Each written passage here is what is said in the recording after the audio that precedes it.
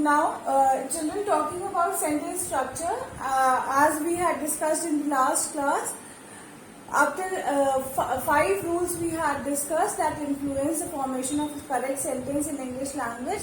Now, the 6th rule says that whenever we are forming a sentence, if a sentence has 2 objects, in such type of sentence usually the first object is a living object and the second object is a non-living object. So the living object comes before the living non-living object.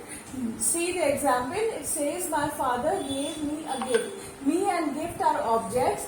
First object me is a living object. It has come first, and the second object gift is a non-living object and it has come second. Is this much clear to all of you? Is it clear? Mahi, is it clear? Rule number 7, it says the object complement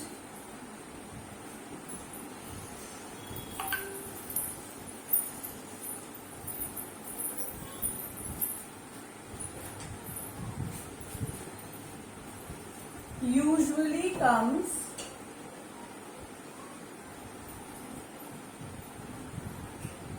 after the verb. Usually comes after the verb.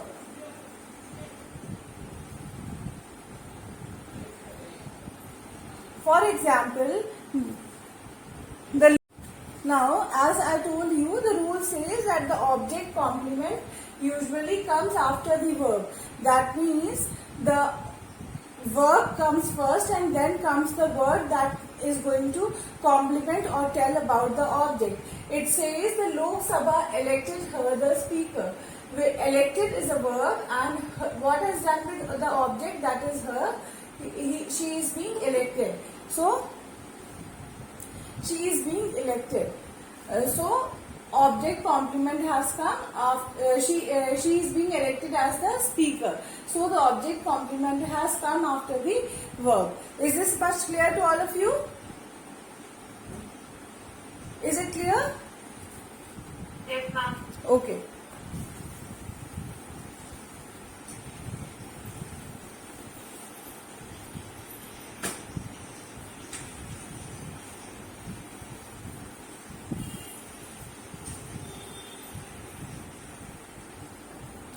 Now, an adjective comes, the next rule says,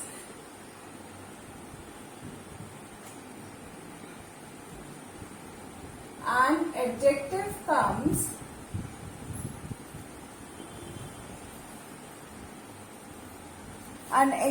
comes immediately after the noun or the pronoun. It modifies or enhances. An adjective comes usually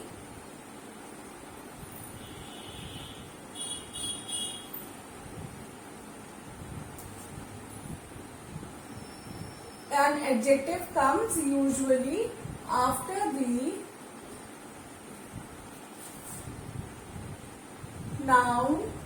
noun or the pronoun it modifies. Okay, is this much clear? An adjective comes usually after the noun or the pronoun, it modifies. For example, our players scored an experienced. If I write our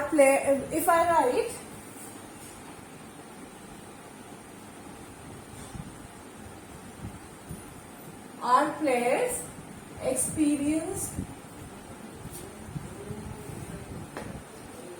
if I write our players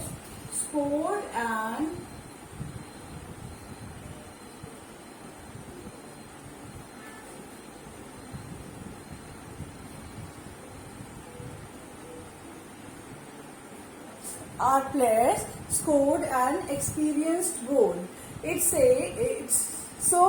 As I have written, rule number 8 says an adjective comes usually after the noun and the pronoun, noun or the pronoun it modifies. So So what is the object over here?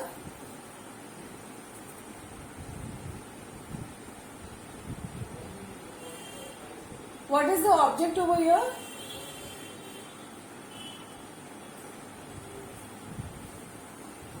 Repeat the sentence. The sentence says, our players scored an experienced goal. And the rule says an adjective usually comes after the noun or the pronoun. An adjective usually comes after the noun or the pronoun. It modifies. So, what is wrong in this sentence? There is something wrong. I have written a wrong sentence. Who is going to tell me? See the rule and try to make out what is actually wrong in the sentence. It says an adjective. What is an adjective? Experience is an adjective. Usually comes after the noun or the pronoun. It modifies. See?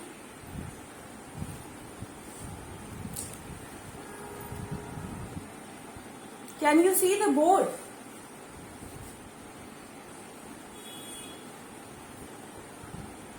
See,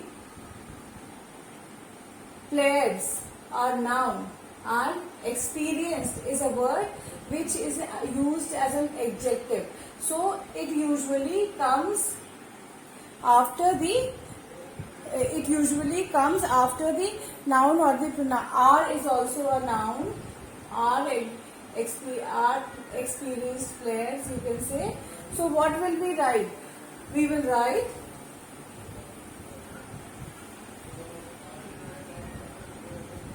our experienced players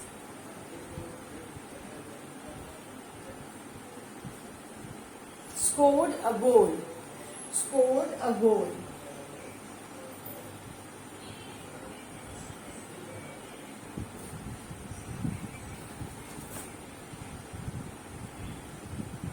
See, don't get confused. See, R is also a noun.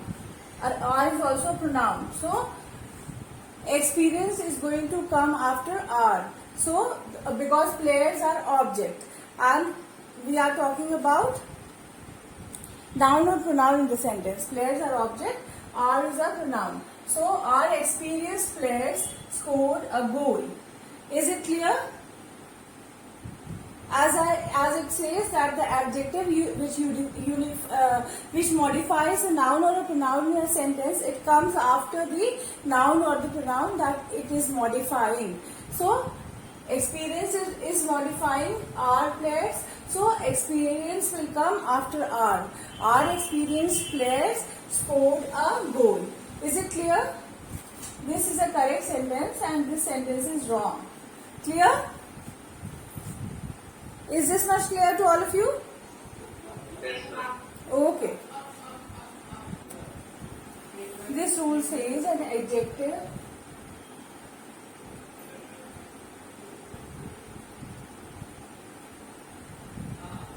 usually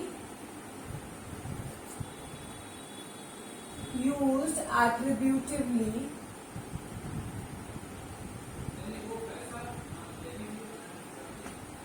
comes before the noun or the pronoun. Comes before the noun or the pronoun. Comes before the noun or the pronoun.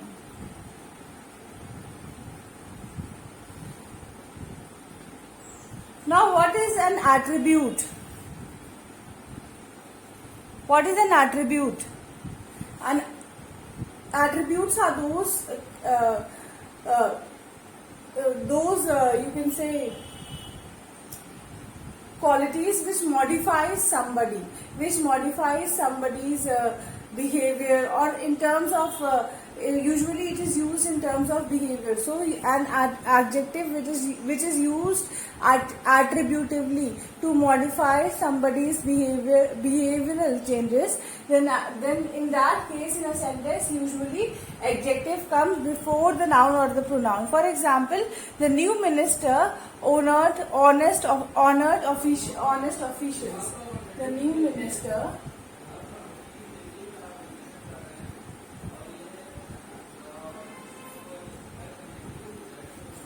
honored honest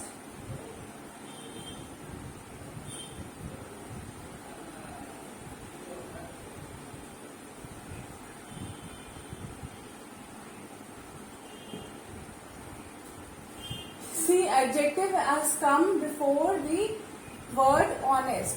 The new minister honored. Honored is an adjective. So, and in such a sentence where there is certain word which actually is modifying somebody's behavior, then in that sentence usually an adjective comes before the noun or the pronoun in that sentence. Here officials are noun, and this word honest is actually modifying officials' behavior. That is why adjective is the word which is modifying. Adjective has actually modified their official's behavior. That is why adjective has come before the before the noun in the sentence. Is it clear? Is it clear, children? Yes. See, it says an adjective usually used attributively. Usually when an adjective is used attributively to define somebody's quality, then in such a case usually an adjective comes before a noun or a pronoun in the sentence which it is actually modifying, which the quality which adjective is actually enhancing. It comes before that noun or the pronoun. So the sentence says the new minister honored honest officials. Honored honest officials. What sort of officials? Honest. So the word honest is an adjective over here and it is noun. So it is honest word is actually enhancing officials' qualities or attributes. That is why a word honest or the adjective honest is placed before the noun officials. Is it clear? Is it clear to all of you? Yes. Okay. Adjective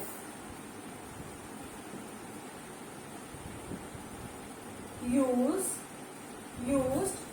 predictively comes after its noun. Predictively means when an adjective is used to indicate something in such a sentence, then usually adjective comes after the noun. For example, the children were excited. The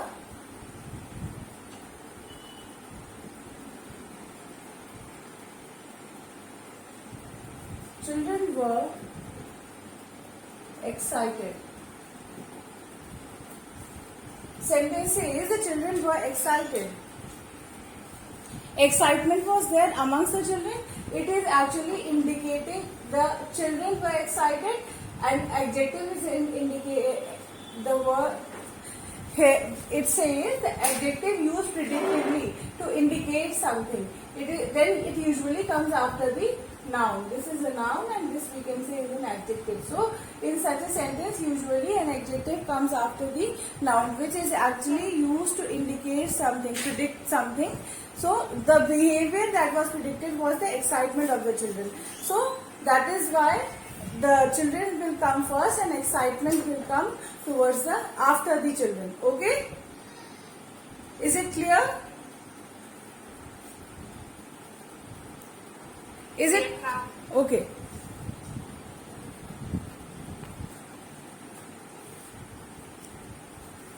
Adjective clauses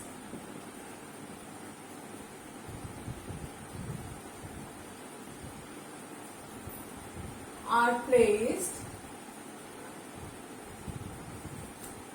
near the noun or the pronoun, or close to the noun or the pronoun. It modifies. Close to the noun or pronoun,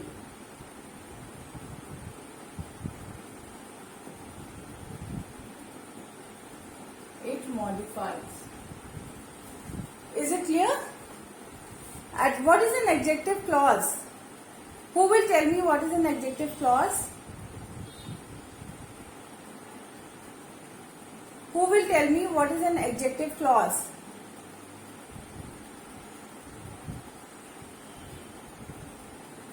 What is a clause?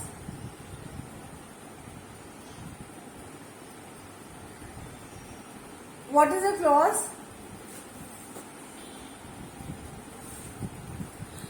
A group of words that help the phrase to complete the a group of words those which are added to a phrase to make this to make it a complete sentence and give the meaning to the sentence. That is known as a clause. So it says that whenever the adjective clause is there in a sentence, usually the nouns are adjective clauses are placed close to the noun or the pronoun in the sentence. For example, God help those who help themselves. Those who take risks earn profits. Those who take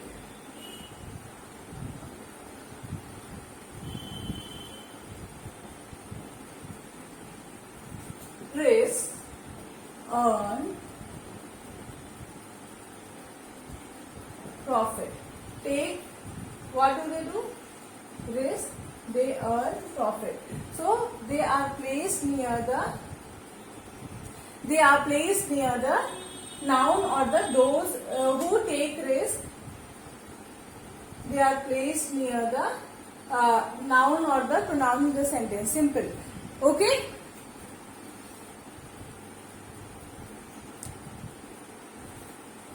Okay?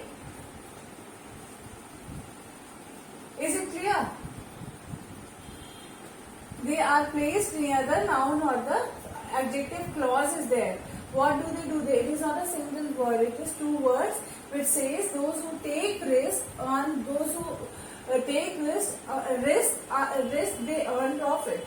So that is why this clause is placed near the pronoun. That is those. Clear? Is it clear?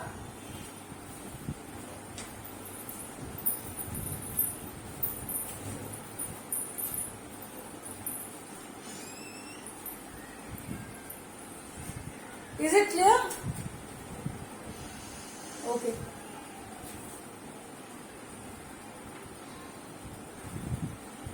In a sentence, whenever we find that adverb is there, always remember that an adverb usually comes before an adverb is always placed close to the word. It is going to modify. An adverb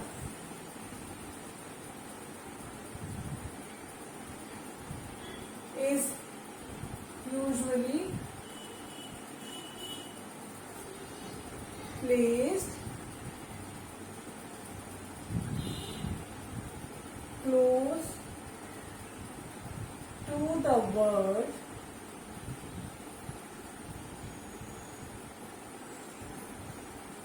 it modifies.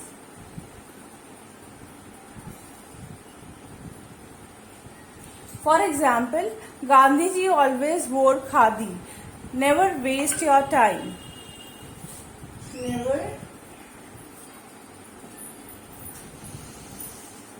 waste your time.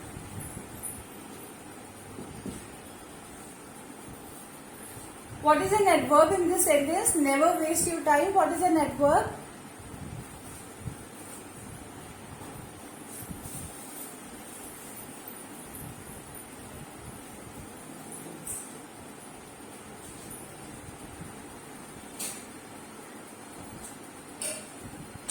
What is an adverb in this sentence? Never waste your time. Please identify the adverb and tell me. See, in this sentence, never is an adverb and waste is the word which is actually modifying the word never, that is the adverb. So this word is placed near the adverb. Okay, so the word which usually modifies the adverb, it is usually placed near the adverb in the sentence. Is it clear? If I write Gandhi ji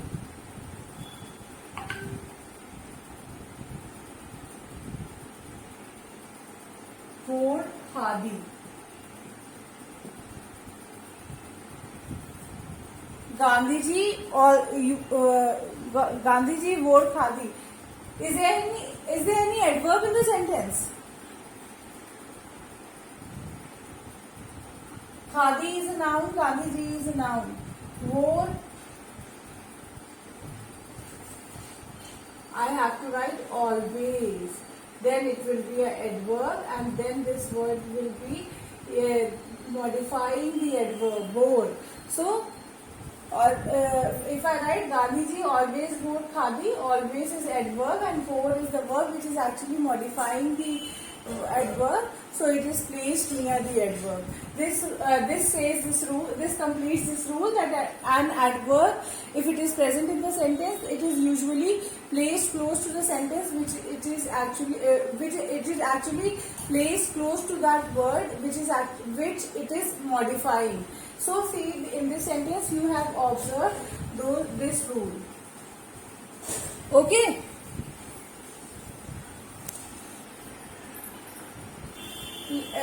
This rule says that if an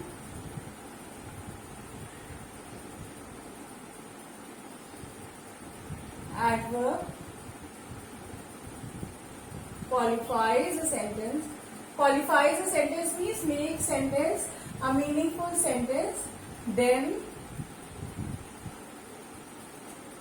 it is used at the beginning or the starting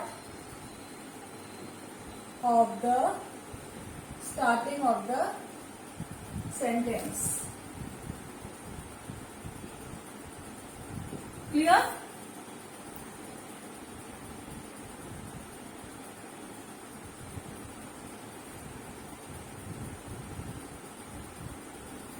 If I say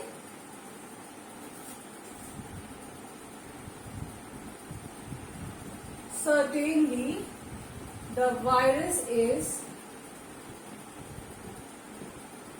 deadly, then this word is actually approving.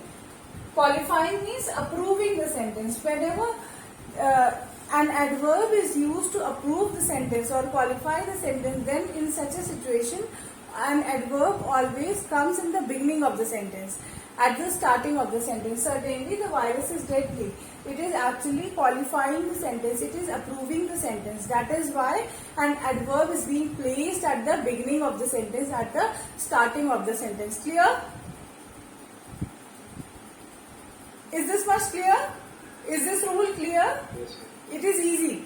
Yes, sir. It says when an adverb is actually approving or qualifying the sentence, then it is usually placed at the beginning of the start of the sentence. Clear?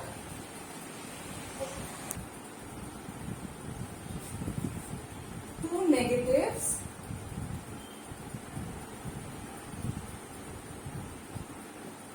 in a sentence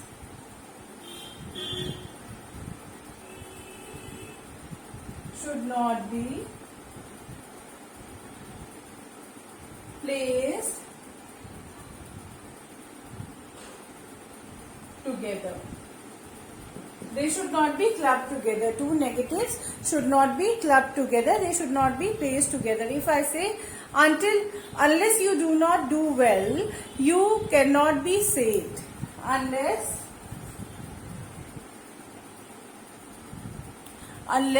You do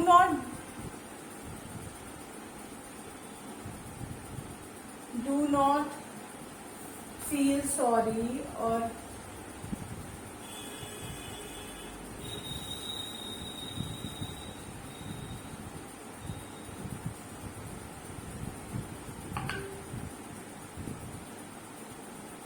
cannot be saved. Too many negatives, unless, not, cannot, all are negatives. So if we are using so many negatives in a single sentence, then obviously the sentence is wrong. So how will you write? It is usually the transformation rule which applies unless you feel sorry, you cannot be saved. Unless you feel sorry, you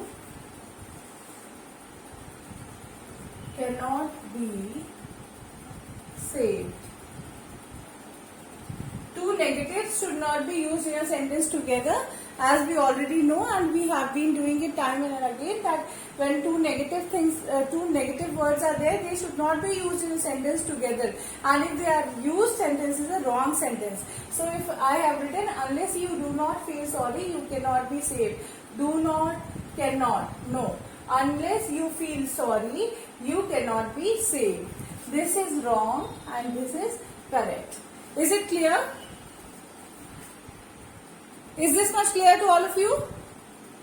Yes, sir. Now this sums up the factors which we should keep in mind while forming a sentence, so that our sentences are correct sentences. Now I'll be sending some exercises. Please solve and upload on Google Classroom. Most of you are connected over there. Those who have not joined, please join and upload over there. Okay? Thank you so much, children.